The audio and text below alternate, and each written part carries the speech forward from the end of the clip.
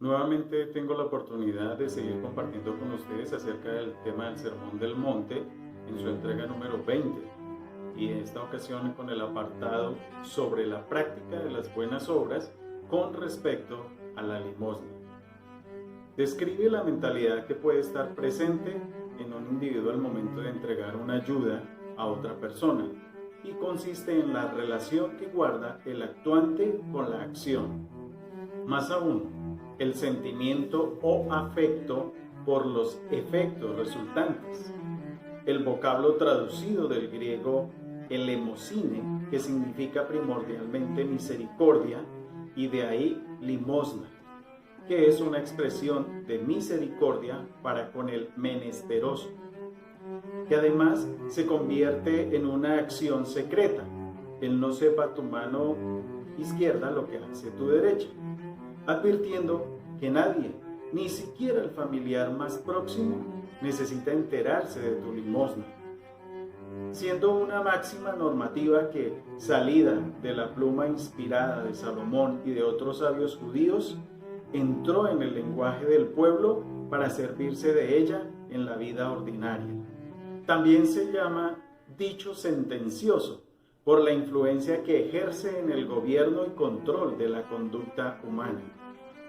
Tal dicho, debido a la profundidad de su significado y su extensa aplicación, pasa después a usarse generalmente como refrán proverbial.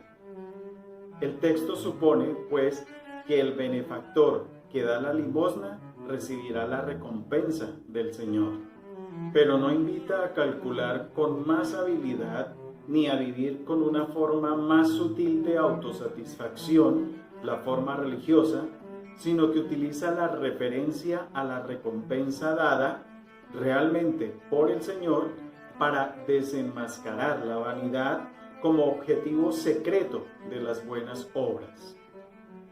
Con acierto se ha dicho que el Señor no mira la cantidad dada, sino la intención y la motivación con la que se entrega.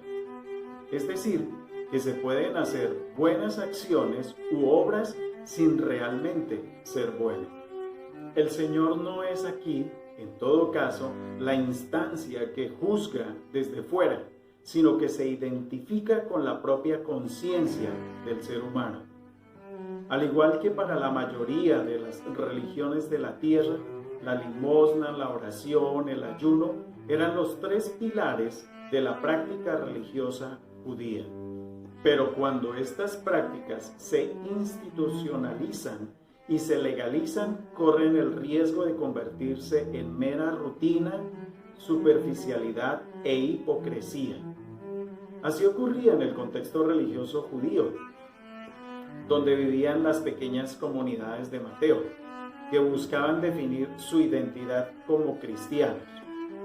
Mateo, a través de las palabras de Jesús, les invita a purificar toda práctica religiosa a partir del sentido humano, como criterio de discernimiento, como hizo antes con respecto a la ley.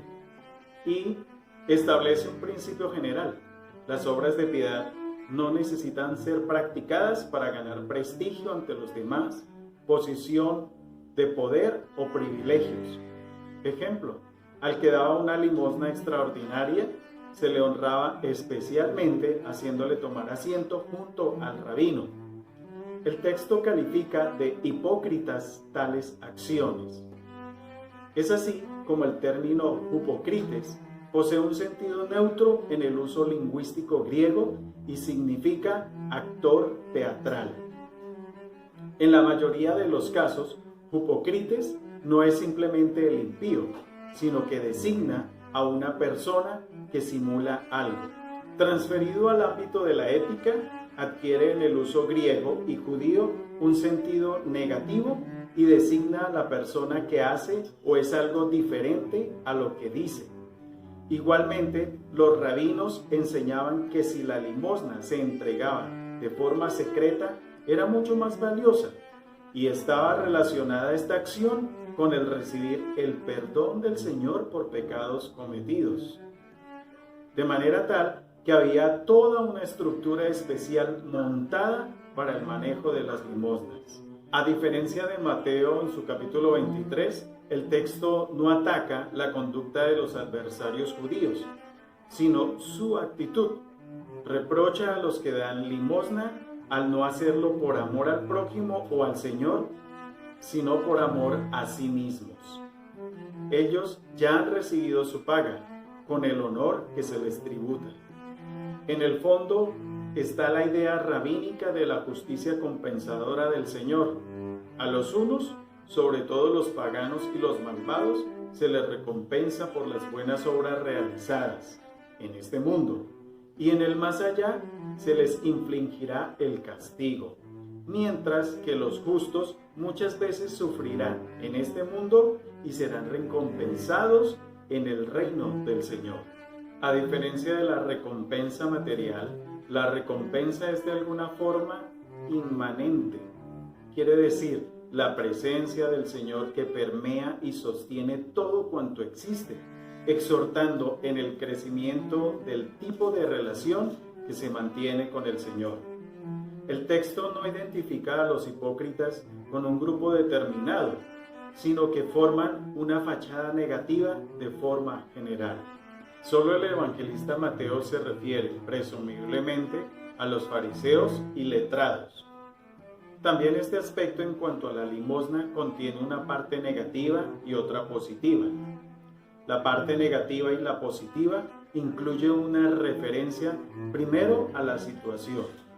Segundo, una prohibición o un mandato.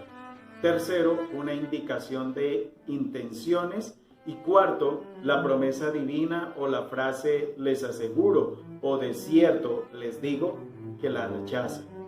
A propósito de yo les digo, el hombre y la mujer de la tecnópolis o ciudad tecnológica de nuestro siglo XXI se sienten repentinamente enloquecidos de soledad y buscan, sin fronteras, desesperados y hasta equivocadamente, el rostro del Señor. Ese rostro que les descubra al Padre Celestial en sus hermanos, en sus semejantes, en su otro yo, en el ser humano, para poder vivir en comunidad y armonía consigo mismo, con su prójimo y con su Creador, el Padre. Esto lleva a pensar que la buena obra de la limosna, como acción consciente, descubre que se ha llegado a los tiempos de la verificación religiosa fundamental. Dicha postulación invita a librarse de los ídolos como Mamón, descubrir no al Dios de la superficie, sino al Dios que responde a las inspiraciones contenidas en las grandes profundidades del ser humano, que es donde se conoce el sentido de la existencia, el sentido de la historia y el proyecto de vida personal.